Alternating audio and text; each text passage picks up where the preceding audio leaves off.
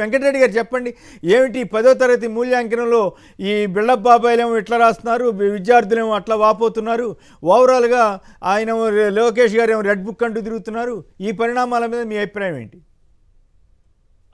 కొమ్మినేని గారు, ముందుగా మీకు ప్యానెల్లో ఉన్న అందరికీ అట్లానే సాక్షి టీవీ ప్రేక్షకులందరికీ వెరీ గుడ్ మార్నింగ్. నమస్కారం. మీకు 10వ తరగతి పరీక్ష ఫలితాల్లో 1,16,000 మంది ఫెయిల్ అయ్యారు ఆంధ్రప్రదేశ్ రాష్ట్రంలో. 1,16,000 మంది ఫెయిల్ అయితే దాంట్లో 66,343 మంది రీవెరిఫికేషన్ అండ్ రీకౌంటింగ్ అప్లై చేశారు.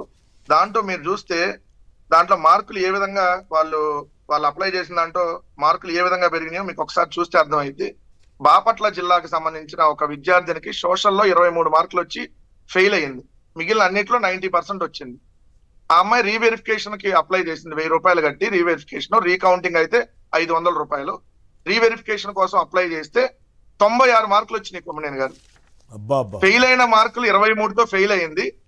ఆ అమ్మాయి రీవెరిఫికేషన్ కి అప్లై చేస్తే 96 వచ్చినాయి, 100కు 96. అలానే కడపలో ఒక విద్యార్థినికి సోషల్లో 21 మార్కులు వస్తే మళ్ళీ ఆ అమ్మాయి రీవెరిఫికేషన్ కోసం అప్లై చేస్తే 84 మార్కులు వచ్చినాయి. ఇలా 66,363 మంది ఏదైతే రీవెరిఫికేషన్ అండ్ రీకౌంటింగ్ కోసం అప్లై చేశారు.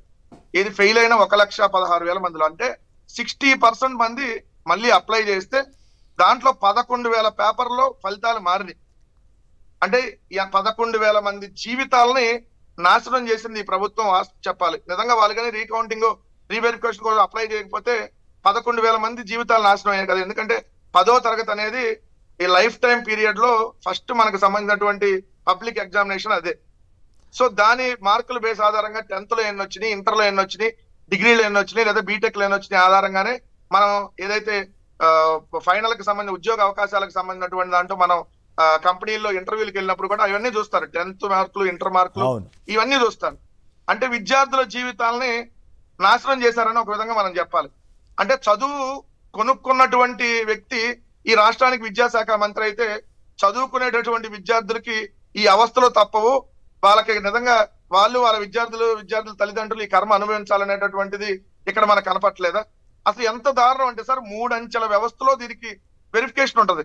కానీ ఇంత తప్పులు తడక జరిగితే 5గురి మీదే సస్పెన్షన్ వేశారు, తప్పించుకునేటటువంటి ప్రయత్నం. ఇప్పుడు ఒక్కొక్క ఉపాధ్యాయుడు 40 పేపర్లు దిద్దాలి కొమ్మినేని గారు ప్రతిరోజు.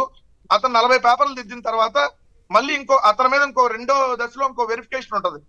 సో ముగ్గురికి సంబంధించి దిద్దినటువంటి పేపర్లు ఇంకొక అతను పిన్ టు పిన్ పరీక్షించాలి.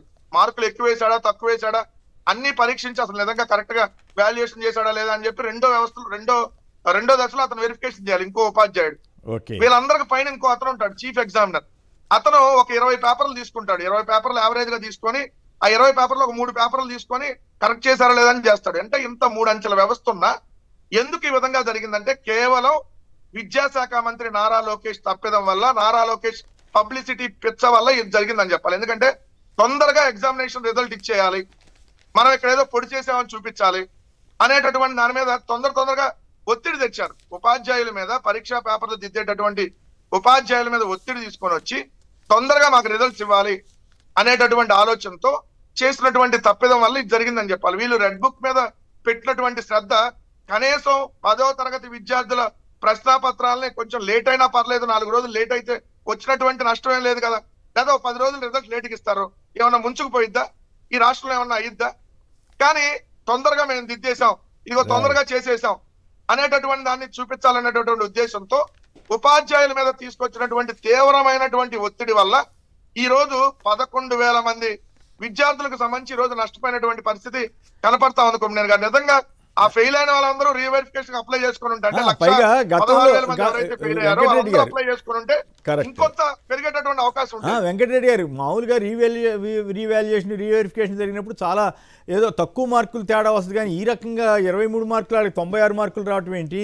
ఇది చాలా ఆశ్చర్యంగానే ఉంది. ఎంతసేపు లోకేష్ గారు రెడ్ బుక్, నేను వాళ్ళ గుండిపోటు తెప్పించా, వీళ్ళకి కాళ్ళు జారి పడ్డారు ఇట్లాంటి మాటలు తప్ప మీరు చెప్పినట్లుగా ఈ విద్యార్థుల భవిష్యత్తు అయితే మనం మా బోటి వాళ్ళని కోరుకోవాల్సింది ఏంటంటే, మీరంతా అప్లై చేసి రీవాల్యుయేషన్కి అప్లై చేసి మా ప్రభుత్వానికి నాకు చెడ్డ పేరు తెస్తారా, ఇంత అయితే మా నష్టపోయినా పర్వాలేదు కానీ అని చెప్పి వాళ్ళ మీద రెడ్ బుక్ ప్రయోగం లేకుండా ఉంటే చాలా సంతోషపడాలేమో వెంకటరెడ్డి గారు.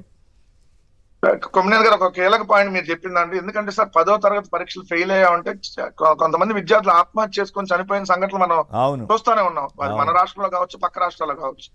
అంటే విద్యార్థులు పరీక్ష ఫెయిల్ అయ్యామంటే కొంతమంది అది నామోషిగా ఫీల్ అయ్యి ఇంకా మనం ఇంకా భవిష్యత్తులోకి జరగకూడదు, వెళ్ళలేము బట్ కొంతమంది అనేటువంటి ఉద్దేశంతో చేసుకుని ఆత్మహత్య ఉంటారు. చేసుకొని మనం చనిపోయినటువంటి సంఘటనలు చూసాం. అవును. అలాంటి సంఘటనలు జరుగుతున్నటువంటి సమయంలో ఇలా ఇంతమంది విద్యార్థులు ఫెయిల్ చేయటం అనేది నిజంగా ఈ రోజు గుండెపోటు వైఎస్ఆర్ కాంగ్రెస్ పార్టీ వాళ్ళకి కాదండి, రెడ్ బుక్ వల్ల విద్యార్థులు కూడా తీసుకొని వచ్చారని చెప్పాలి.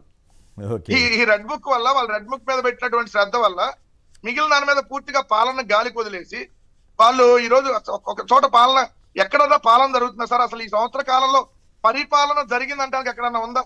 రైట్. సో దాంట్లో ఈ 10th క్లాస్ కావచ్చు, మిగిలిన అనేక అంశాలు కావచ్చు, మనం విద్యార్థుల్ని ఎక్కడికక్కడ వేధిస్తున్నటువంటి తీరు కావచ్చు, వాళ్ళ చేత పనులు చేపిస్తున్నారు, వాళ్ళ చేత వంటలు వడ్డిస్తున్నారు అవును. చదువుకోవాల్సినటువంటి పిల్లల చేత.